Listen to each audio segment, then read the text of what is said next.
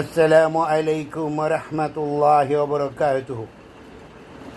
লাইফে আসলাম কিছু কথা বলার জন্য। কথাগুলি মনোযোগ দিয়ে শুনবেন, ভালো লাগলে লাইক কমেন্ট শেয়ার করবেন। দেখলাম ফেসবুকে আলাউদ্দিন জিহাদি, পীর গিয়াসউদ্দিন তাহেরি, এরকম অনেক কিছু আলেম আছে যারা ফতোয়াবাজি করছে যে ওহাবিদের পিছনে নামাজ হবে না। আমার প্রশ্ন, ওহাবি কারা? দলিল সহকারে পেশ করুন এবং সুন্দরভাবে বুঝিয়ে দিন, নত এই ফালতু ফতোয়া দিবেন না। আপনারা যে মাজারের মধ্যে পূজা করে সেই মাজারকে সমর্থন করেন, নিজেকে সুন্নাহ দাবি করেন, আহলে সুন্নাতুল জামাতের কোনো ইমাম এটা লাইক করে না। মাজারে গিলাপ চড়ানো, মাজারে মোমবাতি লাগানো, মাজারকে সেজদা করা, এগুলিকে সমর্থন করেন। কাজে অনুযায়ী দলিল সহকারে প্রমাণ করুন ওহাবি কারা এবং কার পিছনে নামাজ হবে না।